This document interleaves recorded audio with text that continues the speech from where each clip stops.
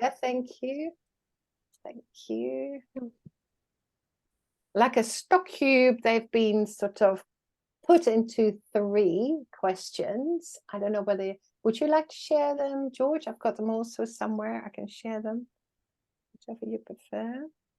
Or, and that's another thing, would people want to just quickly introduce themselves, or is this... Yeah, you would like that? Okay. I see some noddings. Okay, let's go for it. So I'm Karin Murris. I am PI of this particular project, Postqualitative Research Collective project. And I am Professor of Early Childhood Education at the University of Oulu, and also Emerita Professor of the University of Education at the University of Cape Town in South Africa. Shall I hand over to maybe Viv, who is in South Africa and is the co-PI of this project? That might actually be a good idea. And welcome, Viv, to the space.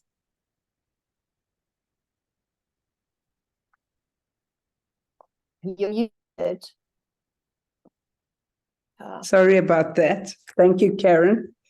My name is Vivian Bozelic, and as Karin said, I'm also involved in the Postqualitative project. It's been going now for a couple of years, and I think sort of coming to the end of the funding at any event.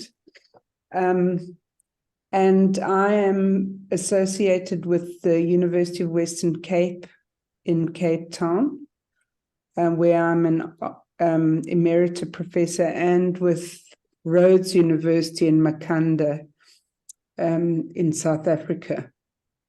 And for a long time now, Karin and I have shared an interest in everything related to post-qualitative research, which I think involves many different avenues. So thank you for that. Thank you. Maybe shall I just go to Soern now? Yeah, probably met most of you, but I can say a few words. Soern van Menning, actually a German man, but living in Norway now for 20 years. So almost more Norwegian than German, I guess.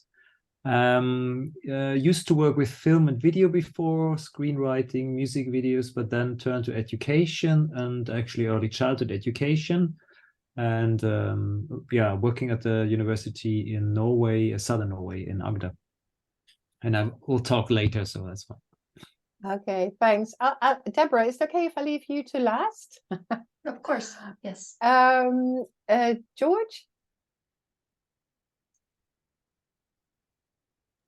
There you go. So I'm George Rowley. I'm also in South Africa. Currently, I'm in George in the Western Cape.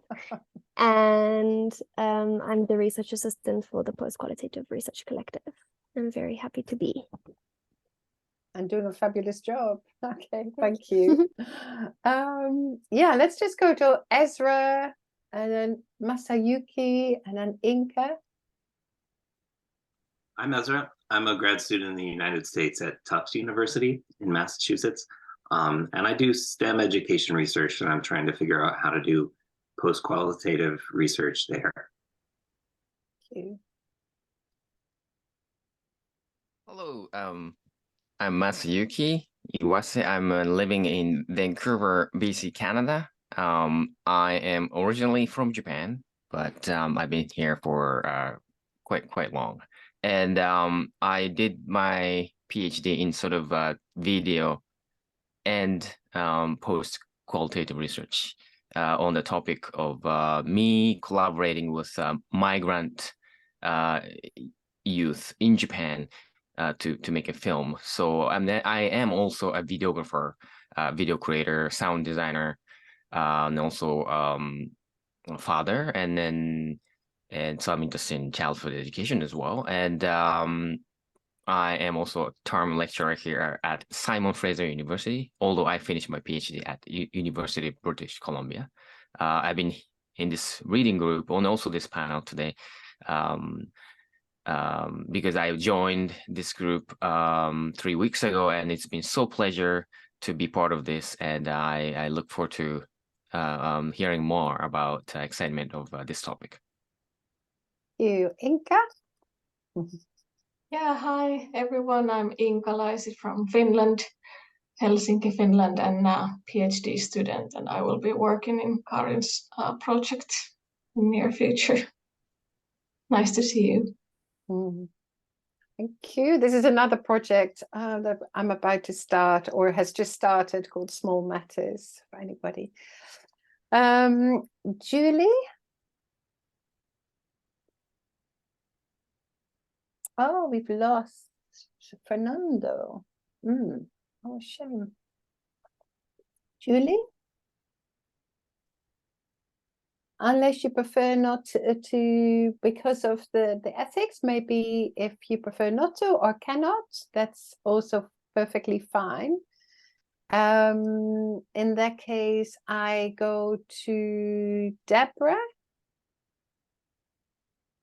Yeah, Deborah? Yes. Hi, everybody. Our Thank you. panelist. Yes, thank you for inviting me to be here with you today. I'm Deborah Silvis. I'm a new assistant professor at the State University of New York in Cortland, which is in central New York, a very rural area. And prior to coming here, I was at Utah State University for 4 years in a postdoc role where I was studying young children using robots. And that was a very interesting work.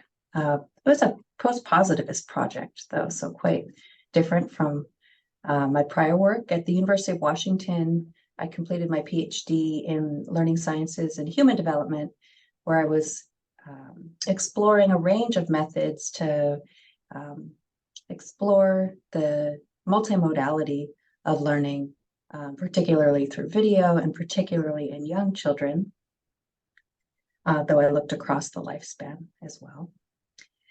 And yes, I believe you've read my article, which I was happy to return to after years away from it. Of course, not away from my participants who are near and dear to me. Yes, so I'm happy to be here with you. Thank you. It will be interesting because you say that the baby in there is now 10 years old. So how Yes. so how that would, yeah, that perspective. Anyway, George, Yes. our 3 questions for the panelists, and I'm sure more than that as well. Soern has put them in the chat, but I Oh, you also have I also have them in a Word document if you'd like me to share them visually. Thank you. All right. So, how do you Is it approach necessary? Fernando? Would you like me to show them visually, Okay. or is it enough to have it in the chat? What do people prefer? Is it okay to have it in the chat? I thought Yeah. It's quite Yeah. visible, I think. I can have it on the side while you. Okay. So we can put that on the side. I'm not quite sure how that works, but I'll put it at the bottom where there's welcome back, Fernando. So let me read them out. I suppose what will be good is to think if there are any questions about the questions in terms of clarification, if you're not quite sure what's meant by a question. You might also see connections between questions that can lead to other questions. But here were the sort of questions that were sort of yielded from all these discussions. How do you approach questions around authenticity, what's real, and accountability? Can you lead us through the process of producing the video? How are the decisions around framing, cutting together, choreographing, for example, speed, alterations, and sound made? as a postqual researcher, how would you describe your relationship to research participants in terms of ethical issues such as privacy, voice, and agency? So what I'll do is let's put this one in again, because for people who have just come into the room, they won't have access to this particular thing in the chat. So the 3 questions that guide us, at least in the beginning, are in the chat. So I suggest that, shall we go to our panelists, so maybe Soern and Deborah,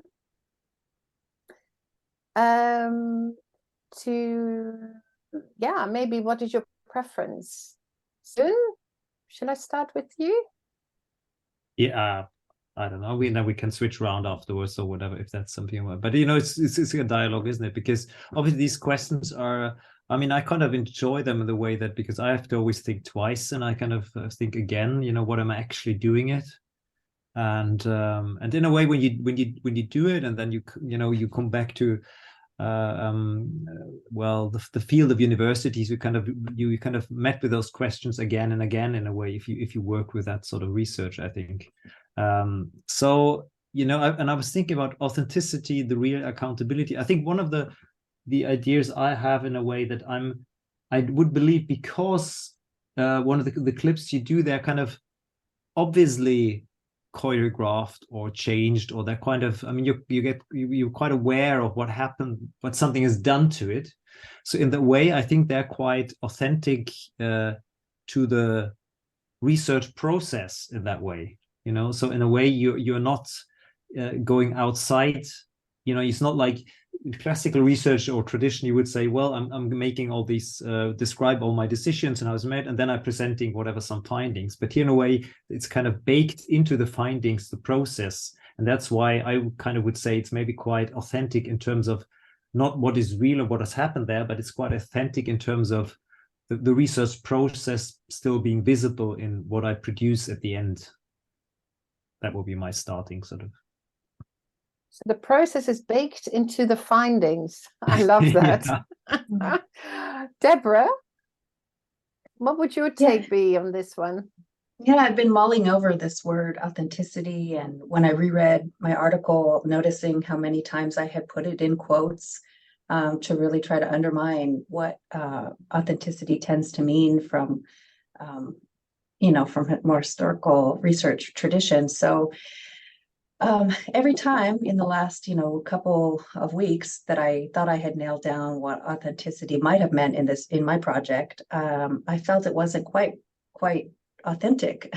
That of course I was attempting to undermine some kind of belief that that our methods somehow get to some real authentic truth to nature. And instead, what I was attempting to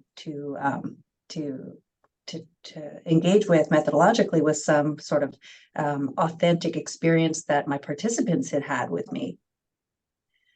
But what that meant, once I, you know, produced the video and rewatched the video, kept changing.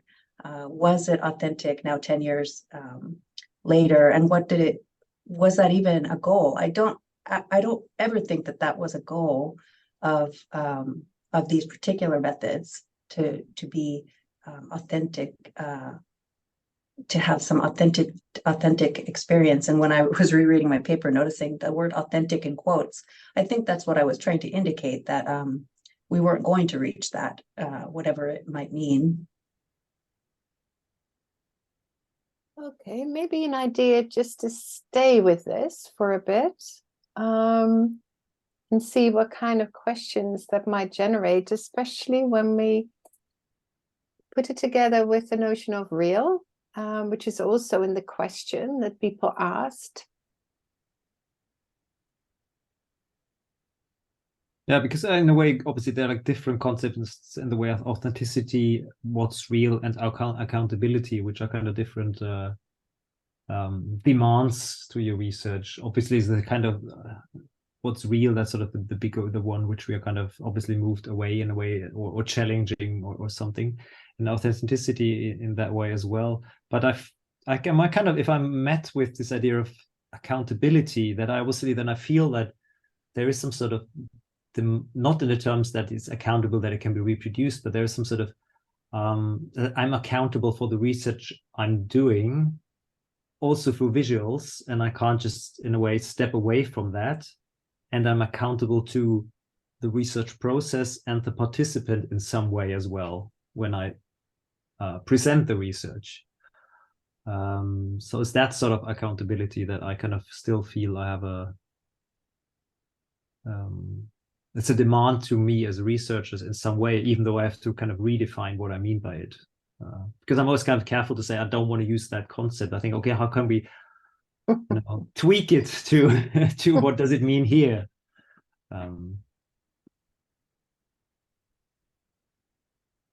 Anyone? Soern, I agree. I felt very accountable to my participants and to the the humans in the research.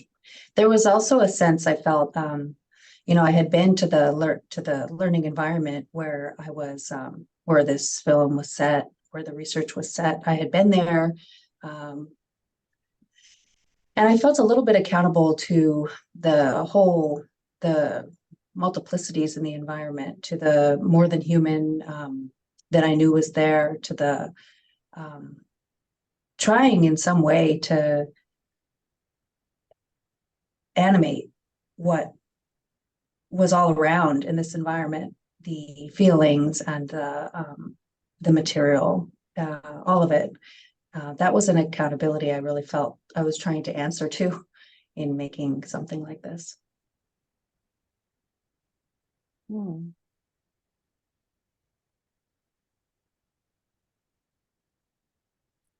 Would it be fair to say that some of your answers are maybe more on this, if we make it on a continuum, more at the ethical side of the spectrum about accountability, and the other one, the epistemological, where it is trying to do justice to, as you were saying, Deborah, the multiplicity and the more than human, and also all your research participants. I'm thinking of also diffracting through clips, of the GoPro, and deliberately not making it kind of beautiful or seamless. Maybe that's the right word for it. So there is something about that kind of I don't want to separate them out, but they do seem, accountability seems to have those two and probably more. And then when Soern was talking, you feel that it may be also very much to do with the ethical side of things, accountability for the visual. But would it be fair to say that both are really trying to do justice to the complexity, or more justice to the complexity of what is going on, whatever that might mean?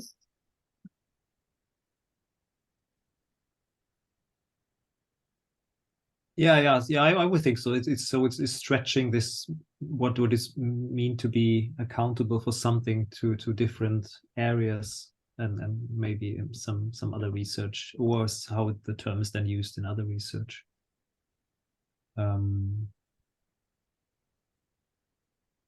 But sorry. No, go ahead. Keep going. Yeah, researchers are obviously struggling, because obviously you have to kind of we had this basically, we talk about a little bit in the article about sort of what are the, it's kind of about the last question as well, then, in a way, in terms of voice, agency, privacy, this kind of how the ethics in a way changes away from maybe this idea about singular rights to one person, to the idea, okay, what other ethical demands arise when you do research in that way. And in the article, we kind of mentioned this idea about, okay, that the visuals are so powerful as well. Also, so there rises a demand out of using visuals, you know, which is kind of, you know, a kind of a dangerous thing, because it's so they're so strong in terms of the emotional connection you kind of do or you produce, or they work so directly with the viewer, and that there's a demand which arises from that, which you're also accountable for in that way. So when you open up that sort of Pandora's box of visuals, you get this toolbox which is very strong, but with it comes certain I think sort of a different kind of accountability in terms of ethics as well, less than that it is reproducing the real or representing the real, but still, what is it doing? You know, that part is still there. Would it be helpful just to turn to maybe some people here in the room who've also had themselves have filmed, or maybe people in their research team have filmed, and what they make of the notion of accountability and what's real? And some of you in the room have also generated this question at some point. So that will be, let's have a look.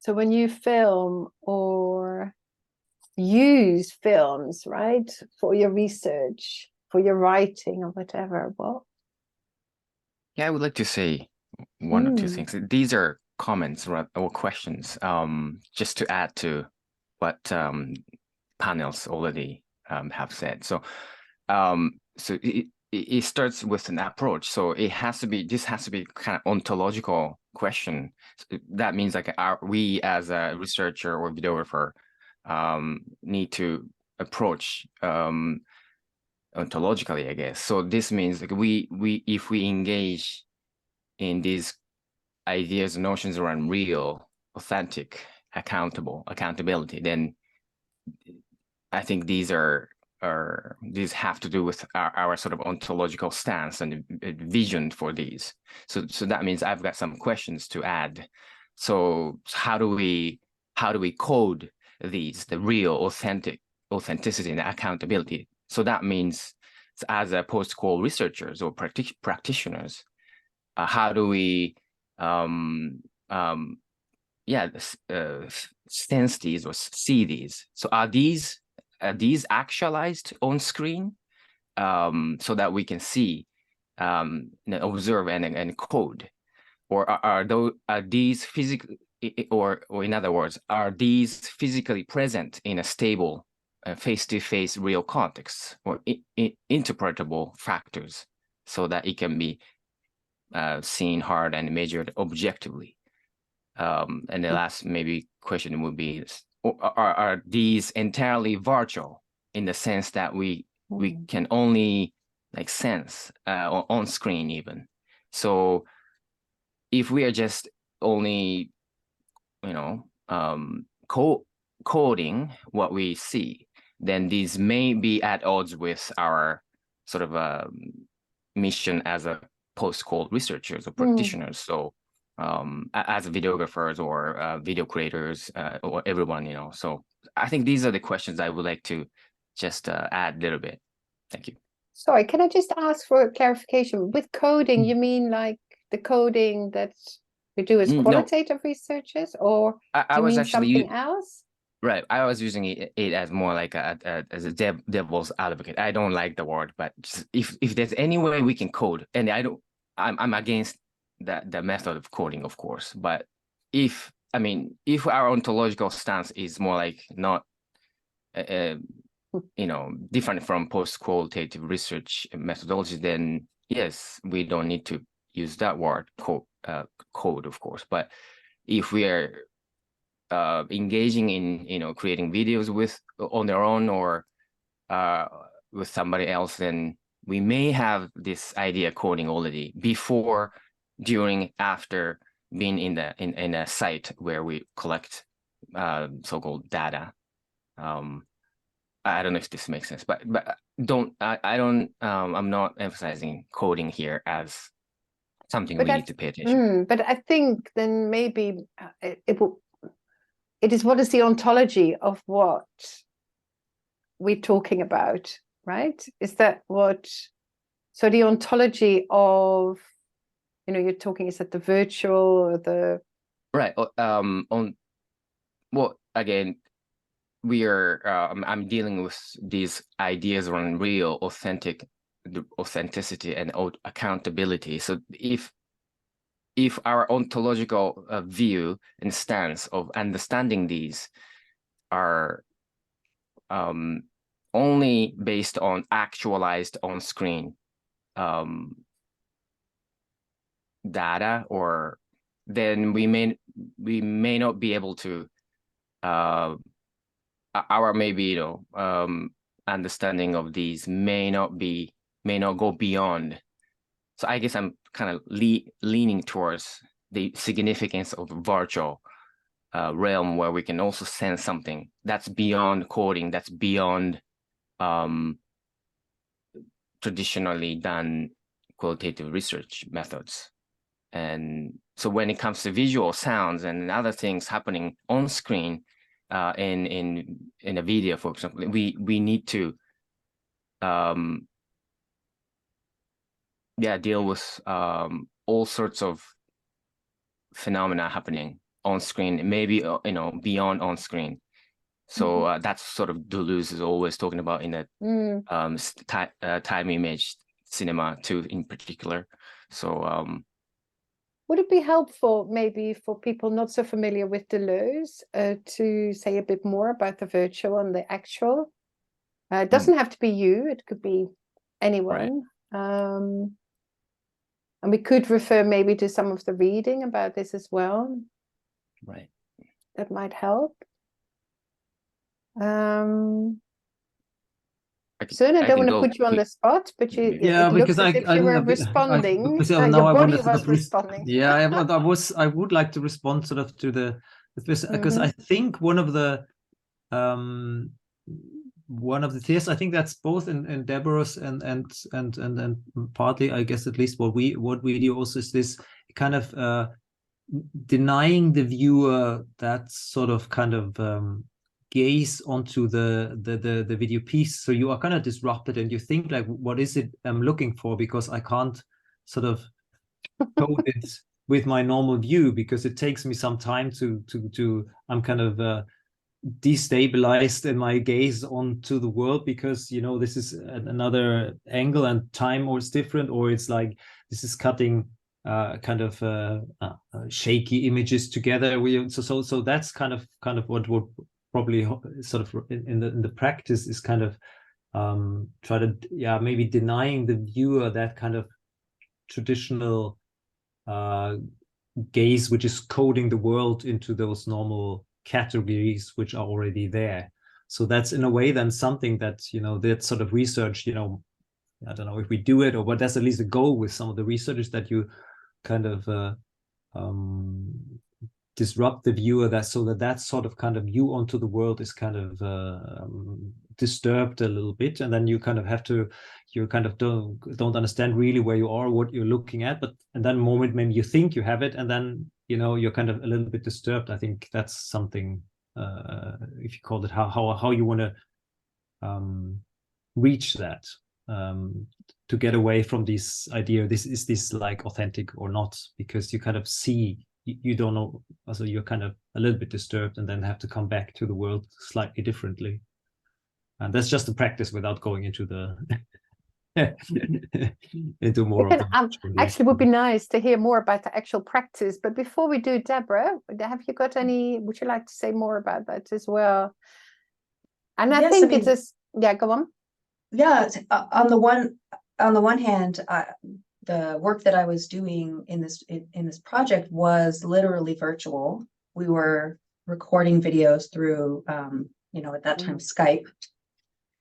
And then on the other hand, I was approaching the so-called data that I had through a perspective where actual and the virtual and Deleuzian sense were very present for me in what I was understanding as infant experience. So that there was what was, actually happening to the child, and then the ineffability of ever knowing what living is like from a baby's perspective. So that sense of the virtual was also part of what I was exploring in what just happened to be virtual recordings of this infant. Of course, I could have been face to face with them with a camera recording them, and it wouldn't have been virtual in both senses. But it was.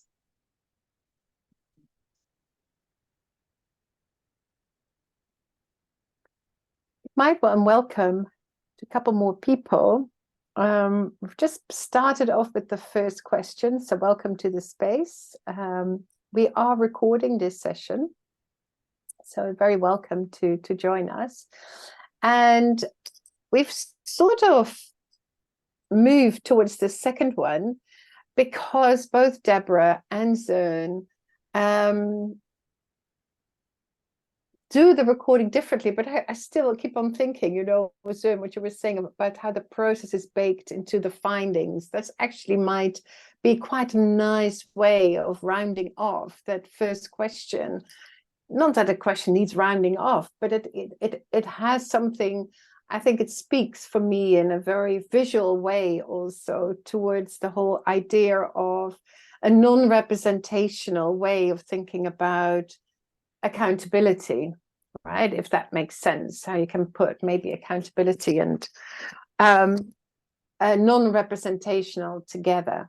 So it's baked into the process itself. You're not on a distance, but maybe you can talk us through here. Can you lead us through the process of producing the video? How are the decisions around framing, cutting together, choreographing, for example, speed, alterations, and sound made? And, in the article, we talk a lot about of doing that also in the moment. So there are, maybe afterwards in cutting and some of those techniques, but also in the moment. And you've already said a little bit about that kind of dissonance and disruption, but maybe you can say a little bit more about just the practicality of the doing and the performative process.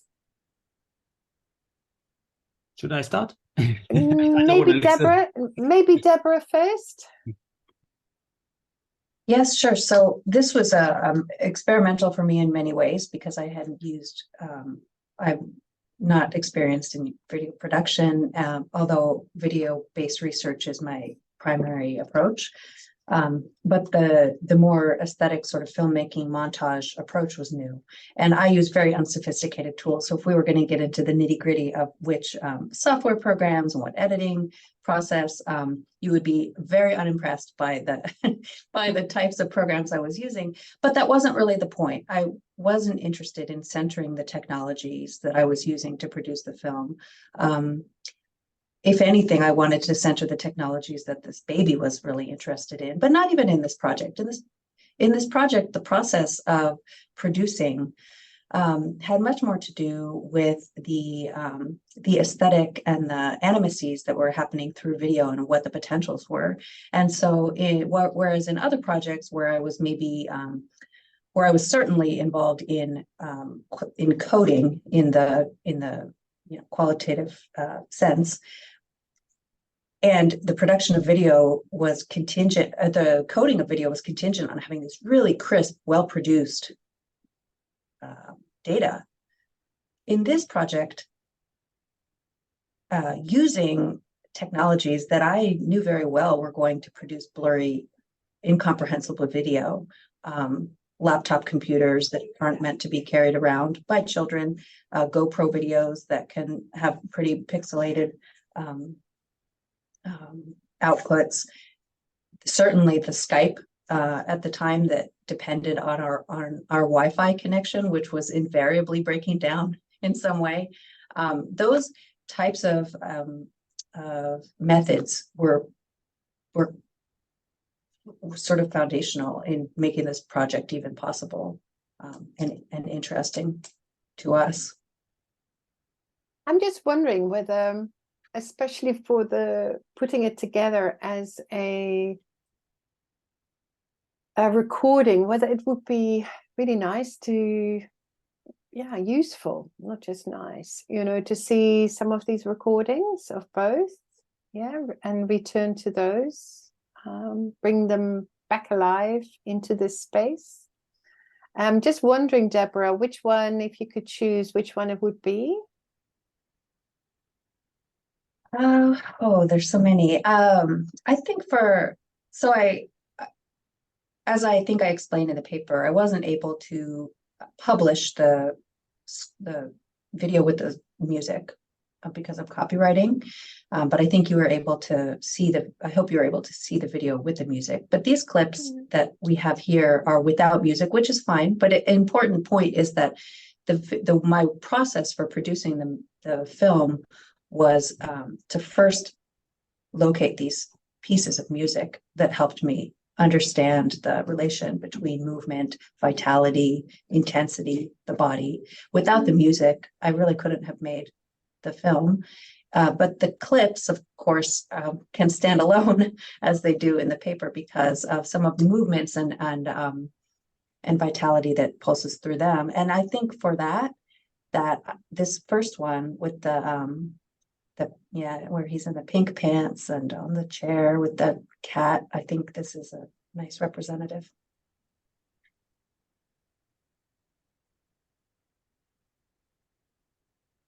Mm-hmm. Can you just confirm that everyone can hear? Well, I think the idea is we can't hear. Oh, okay, Yeah. sorry. Let me. No. I think that the idea is that we can't hear. That we don't have. It's not. There's no sound. Isn't that There right? is. On those clips, there's There is. sound. Yes, it's the diegetic sound, But not it's the not. music. Yeah. Yeah. Okay. Yeah. It's not the one that you created to put it together as a film. Yeah. Exactly. Yeah, but it does still have. And the people who were here last week, they saw the total clip, just to might be confusing otherwise.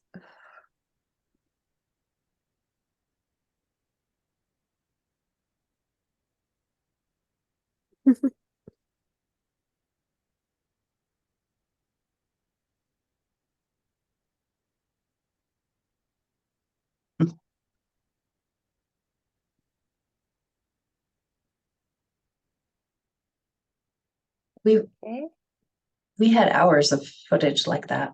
I'm sure if you have children, you also have hours of footage of these mundane, domestic kinds of experiences.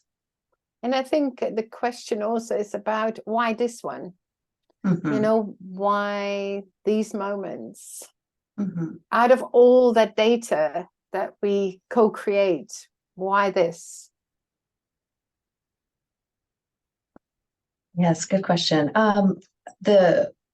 So when I spoke before about the multiplicity of experience of the emergence of these relations between the human and the more than human in these in this home learning environment, these moments where, for example, their cat was also involved in moving and producing kinds of the diegetic sounds and the experiences really of being a baby learning to be in this place with these other things. Those moments really stood out. There were many moments where their cat was, walking around and or sleeping on the couch nearby. But moments like this, I think, stand out to us as animate.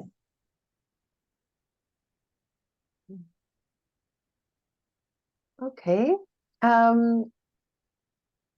Any other moments? Are there other clips maybe you would like to share as well? And then we can go to the sandpit.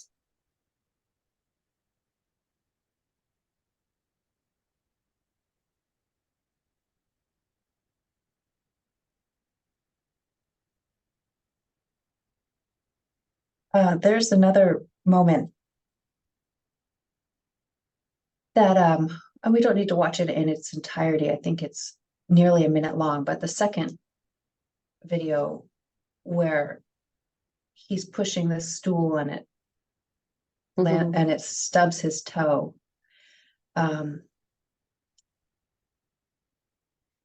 This was a moment where after I had settled on the musical score, the experience that I observed again and again in this video seemed to correspond. Of course, we can't watch it in this clip with the video, with the audio, with the music, but what he was experiencing seemed to us to flow with the musical score. So it was important for us to include that. Also, the emotion that he expresses when he stubs his toe, that just wasn't something that we had cared about or included in any of our coding of the qualitative data. It just didn't seem to matter. But in these kinds of moments with the music, all of a sudden there was something else mattering.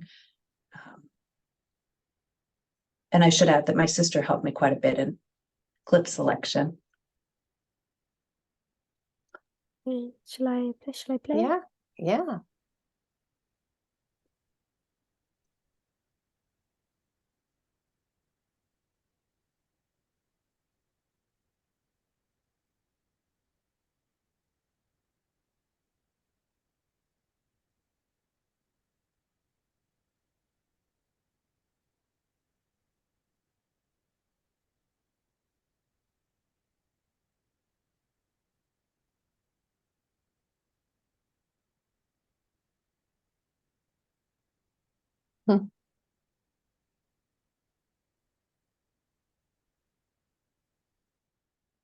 Hard to believe he's 10 years old.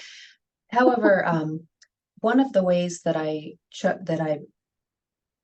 thought about arranging the different clips sequentially or temporally in the film was to emphasize the atemporality of infant development. That traditionally in child development, I'm looking at you, Ezra, and thinking about some of the research that's come out of Tufts.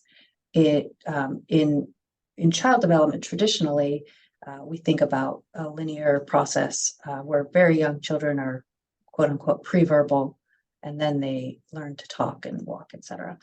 And I wanted to disrupt that in this film, that this baby, his name is John, this John was at many moments in his life all at once, that as he got older, it didn't mean that needed to be later in the film, like it might be in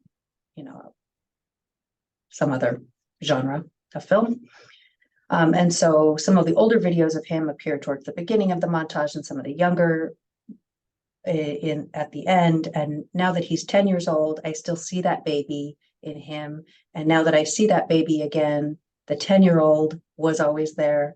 And I imagine the 100-year-old is there. We can imagine his ancestors as well. And so the temporality, I think, was very important to me in selecting and sequencing clips.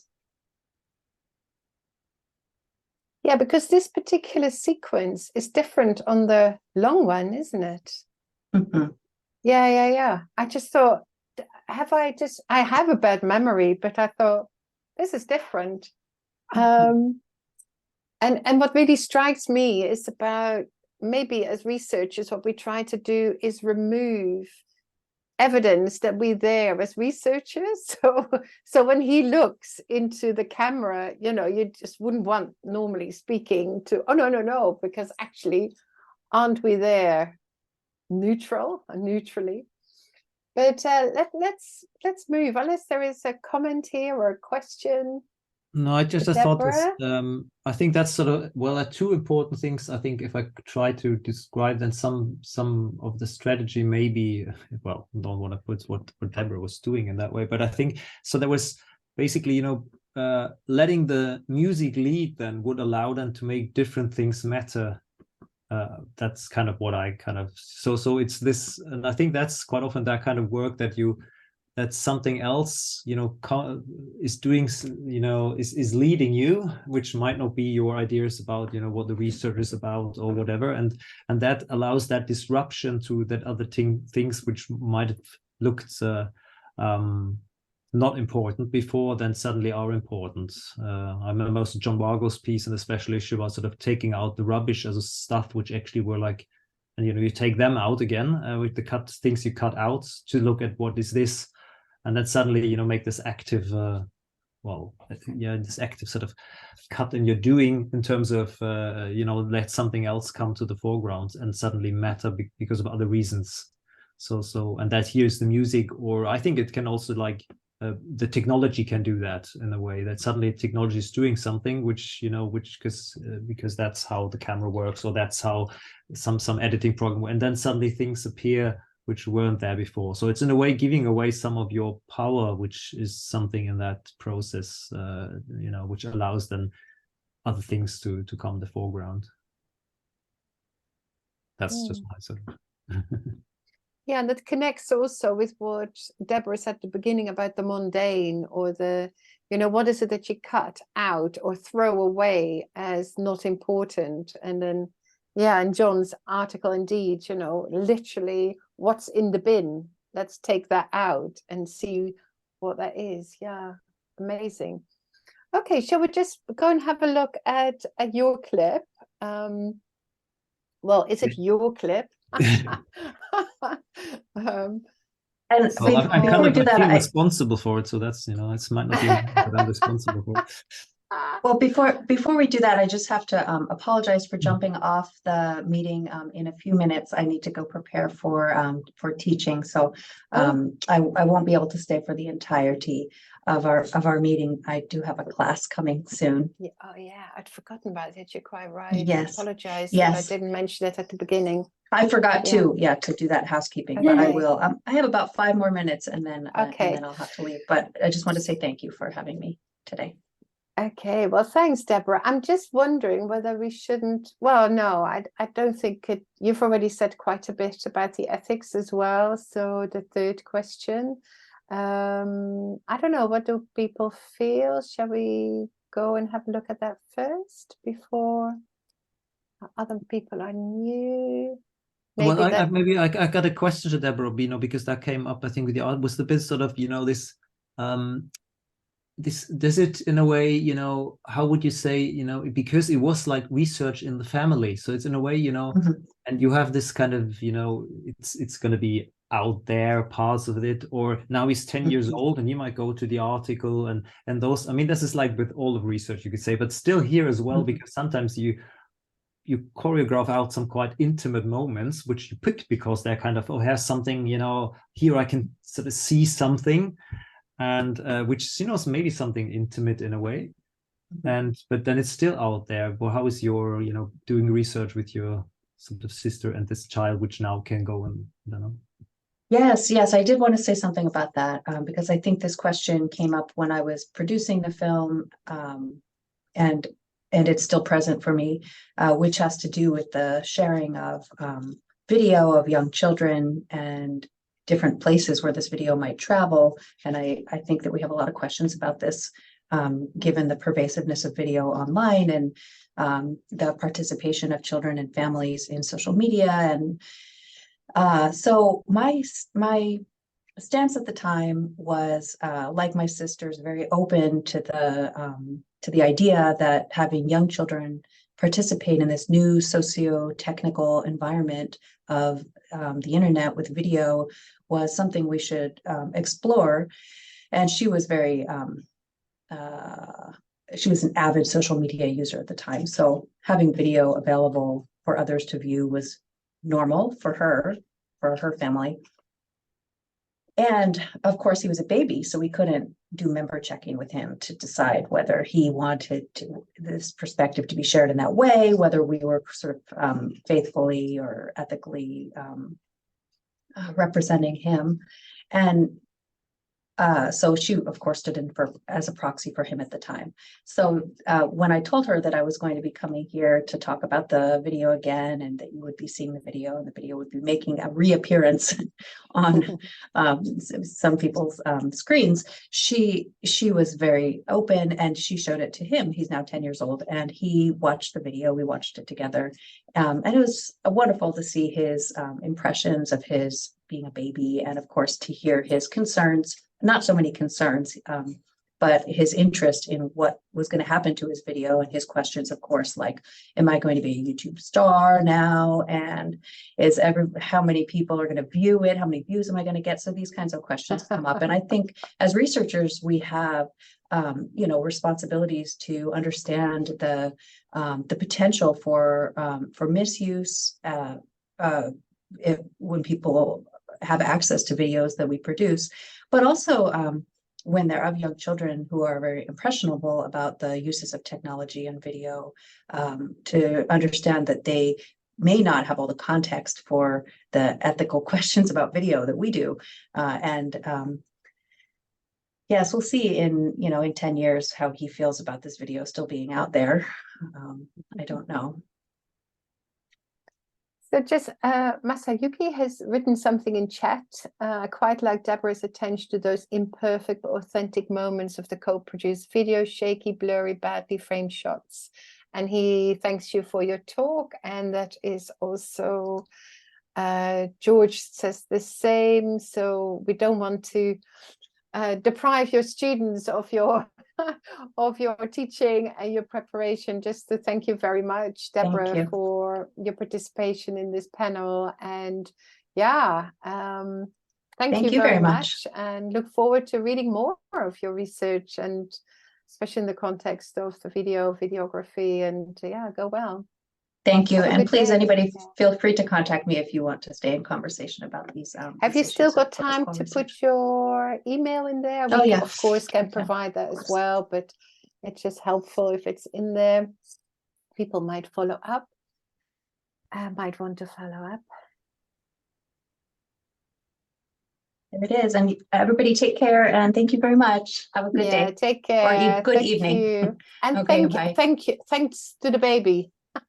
Yes, I will convey your appreciation. Okay, thanks. Thank you. Bye. Okay, so let's move to the sandpit. If we're all ready for the sandpit, then maybe we can watch the clip first, and then Soern, if you can talk us through the process. Maybe we watch it first, and then you can talk us through, or might want to go again, and then just maybe you can say a little bit more about what you did. And I wouldn't say why you did it, it's the wrong question, I know, but how it worked. And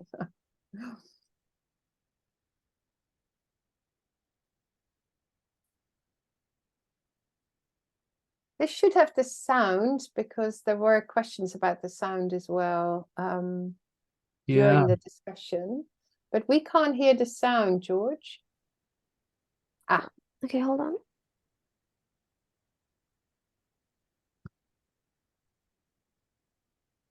Oh, what have I done? Sorry, hold on. My bad. That looks interesting. Sharing my whole desktop with you. Here it is. Okay, hopefully this works.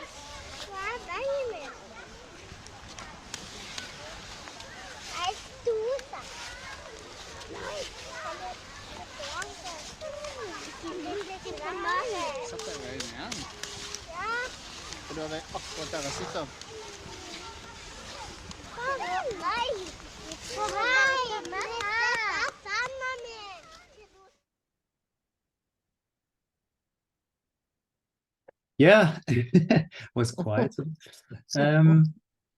Yeah, well, there's several things to pick up actually on what Deborah also said about this, because I think it kind of also it's to the question Masayuki, I hope that's the right pronunciation, pointed out in terms of what, it's, I think one of the things video can do is this kind of playing with time, and even though it's sort of a medium which kind of travels linear in a way that you see something and it's play and you stop, but there's still this, you're still able to move things around or have them backwards or cut them together so that you can sort of, whatever you might call a crystallized time or whatever you call it, to in a way, jolt you out of your idea about that sort of representation of reality, because suddenly, it's not obviously because, this is backwards, forwards, or this is cut together. Now he's old, he's young, in Deborah's case.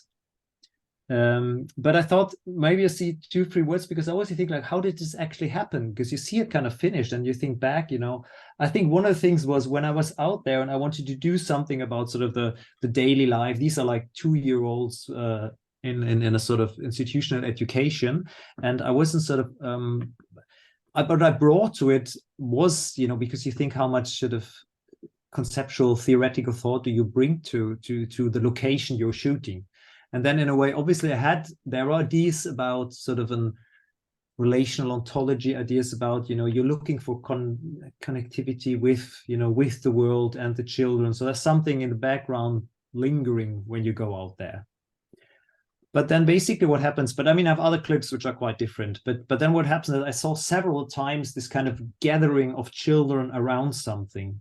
That was, I've got another clip which is like sort of it's like a heap of Lego, and they're kind of in the same kind of position, gathering around.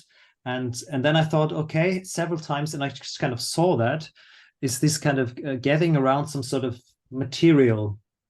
And then I thought, okay, well, that's something I want to, I want to engage with visually.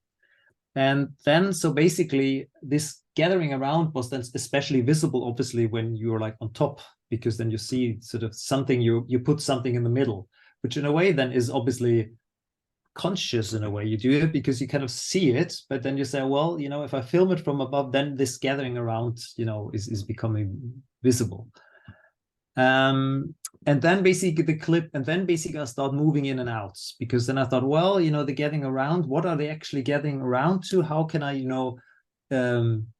engage into that visually, that there's some sort of material connections between them. And I thought, well, let's sort of, when I was basically filming it, and I saw, what are they actually gathering around? So you ask a question while you're filming, and then you move the camera while you kind of answer your own question.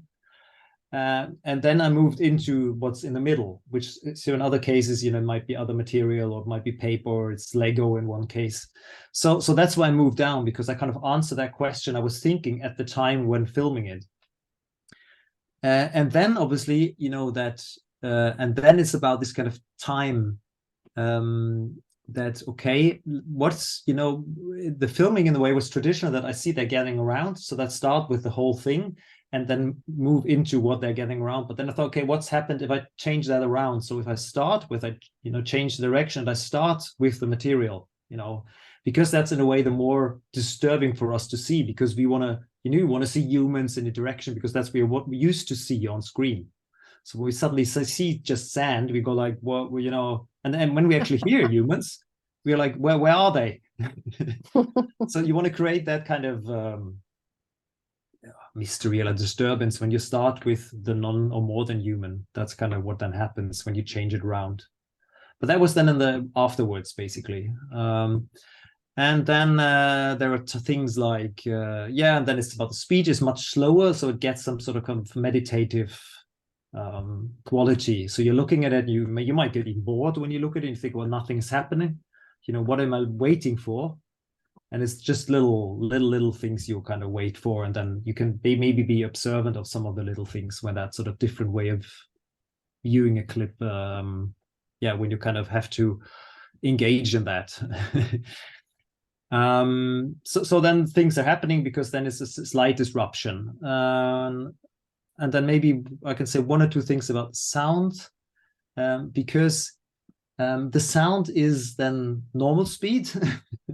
That is not slowed down, it's like, because that gives you like and then in a way I'm probably playing a bit this idea about the real and the unreal, or something like that, because in the sound is quite real. At least you're not like consciously at once you see there's something, this is slowed down or this is changed. So you get this feeling of you're there, like you would use, but then it's disrupted through that the image doesn't, in a way, doesn't follow the sound, because it's, it's much slower.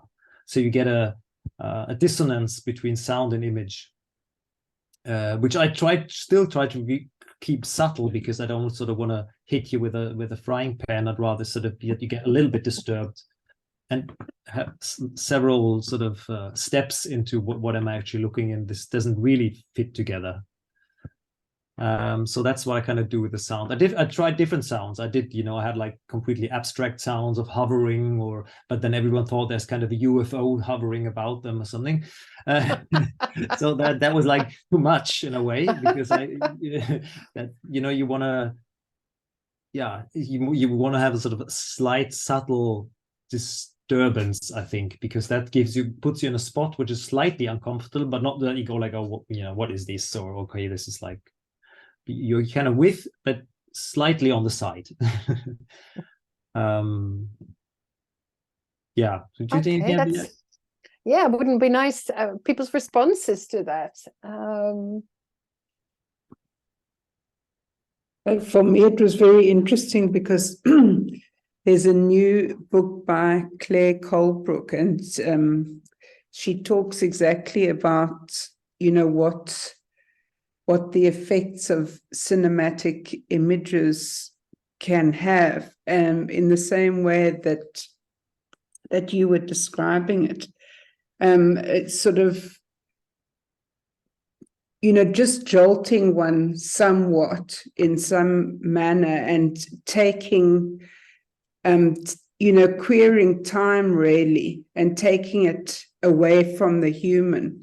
So for me, it's a very powerful, effective way of understanding, what might happen with these cinematic effects. And Karin, I remember us trying to read that book of Deleuze, and then sort of going to Claire Colebrook about cinema, and how complicated that was. But this sort of started making sense to me in looking at that, the disappearing of the sand, and just working on certain things, not everything, as you say. And when you talk about the latest book by Claire Colebrook, that's not about the Deleuze book, no? About cinema. I'm just looking at it here. I have it on Kindle. It's called, it's an interesting title. I'm just trying to find it quickly. Who Would You Kill to Save the World? Provocations. So it's a brand new book by her. And I think it's the second chapter on technologies of the self. So I think you'd find it interesting. Who would you kill to save the world? That's it. Provocations. Oh, fantastic. Yeah. So that's by Claire Colebrook. Definitely will check that one out. Thank you, Viv. Yeah. That's brilliant. Okay, other responses to... because this was very much a question that was asked during the reading group when this paper, which by the way has been accepted for publication, so we're delighted to tell you. Great. Yeah, so that was one of the real questions. So maybe people, if they have any more questions or any kind of excitement they want to share about it, or yeah. Yes, hello. Alejandra, good to so see you. Yes, so nice to see you. Sorry I was late, but he has some family duties, so now I was so pleased to join you. I was thinking about this effective power of sound and how it if you put the images, slow down the images, but keep the sound in its real time, we as listeners, we feel immersed in the real time. But so have to think what could happen if you act in the contrary. I mean, you keep the images in its real time and you slow down the sounds. How different would it be? And which is the power of sound being slowed down? How could be this effect? Did you investigate it in some kind? Yeah, I didn't try that. That's true. The thing is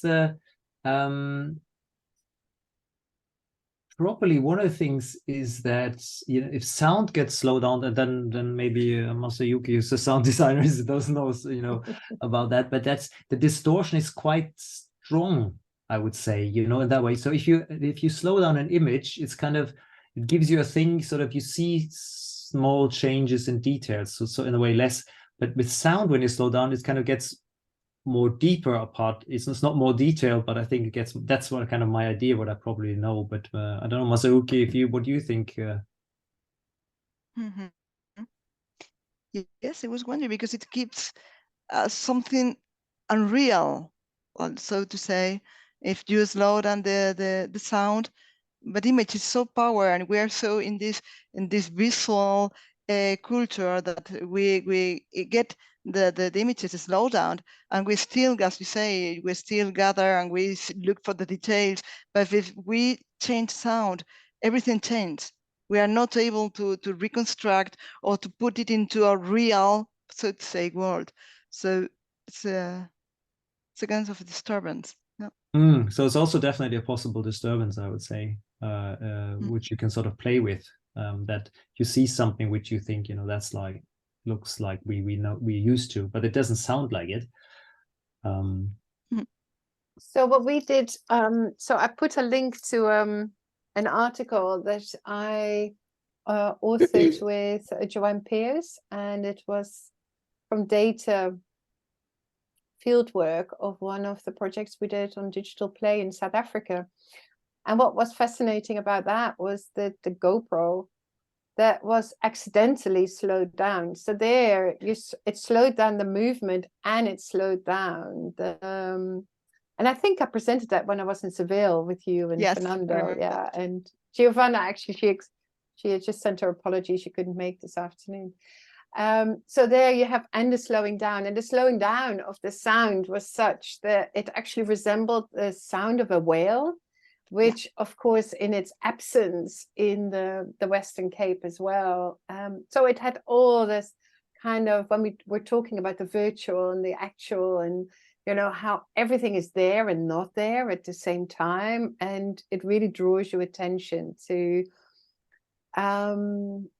other kind of dimensions and aspects of what's real that is there and not there. And really gets your imagination going, right? So I love that kind of experimentation with sound.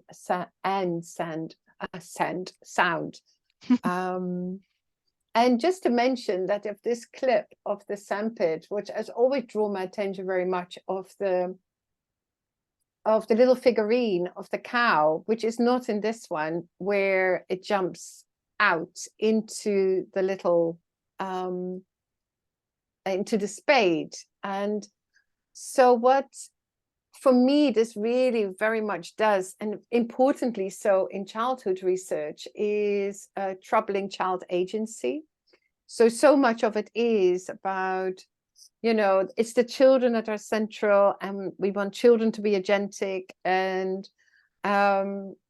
at the same time not forgetting that either. You know, we don't want to get rid of all the sort of progress we've made in terms of children's rights, but there's something else there about that is troubled, which is what and who is agentic, which is very important, I think, in research anyway, and the troubling of causality, which of course you were saying about the temporality. But Nabonke is saying some play video, and I have to read this out as well.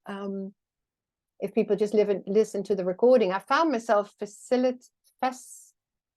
fascinating between the sand matter, which is being affected by the actions of the children, and then again not. There we go. Human agency as linear from this act to that, and how it is being reversed. But that became morphed into tempering with my sense of real time. But a lovely way of putting that. Very powerful. So thanks for that. George, did you have? I saw your hand was up, or you had a. I had a similar thought to is it Alejandra? About I had the same thought about if you had kept the video as is and changed the sound, but I just thought the thing that I wanted to add was that when you slow down the visual, it helps you just almost see it better, or you have more time to notice things. But when you slow down the sound, then it distorts it, and it makes it more difficult to hear in a way. And so maybe that's also where the difference comes of those two kinds of change. But yeah. Yes, it was just reflecting aloud that about this different, this affordances of reconstruction in visual, and as opposed or as confronted with the difficulties as to reconstruct from the sound. We take it as it is, and not as something we can create from. I think the slowing down of the sound makes it almost like a monster. Right? Yeah. It's a real monstrous sound, and it also alerts us, I think, to the interference, to what it's doing and how it's working, rather than just being a neutral medium to represent reality. So it draws the attention in a different way, in a very powerful way. Masayuki, maybe you can read it out. Agenticism beyond the human, more than human. But maybe, Masayuki, would you mind reading that out? Not at all. Yes. So just back to Deborah's, also, as well as of course Soren's and others work. So I commented here.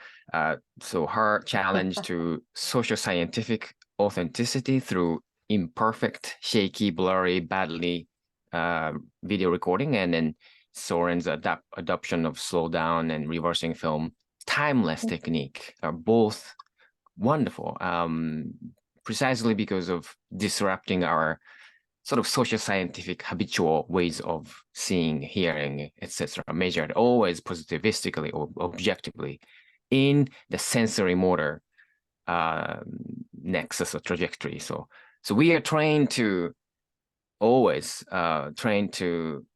be comfortable in cause and effect. So causally sort of produced, reproduced, repeated, and anticipated sort of visual and sound. But you guys are really disrupting this habit, our habits of memories and our habits of seeing data. And then because when you look at imperfect, badly recorded whatever videos, and then we get some shocks. Hey, this is not like the way we usually see in mainstream media. Then if Soren's work, like reversing and slowing down, then sounds are coming in. So it's very paradoxical. So I think these are very important triggers and stimuli we need to always feel, and otherwise we are comfortable with this cause and effect, linear, timely measurement. So everything here is pretty much like untimely work. So I think that these are wonderful. Nabonke, I would love you to say your own question there. Would that be okay? No, this is. Yeah, no, there's a question that follows. That's actually, this is somebody else's action. That's not mine though. No, I know. No, Nabonke. I invite you to say your own question. Are all right, exactly. Yeah. Oh, I see. Yeah. I just felt like it was sort of a little slip into an anthropocentrism of thinking that all monsters are big and slow. And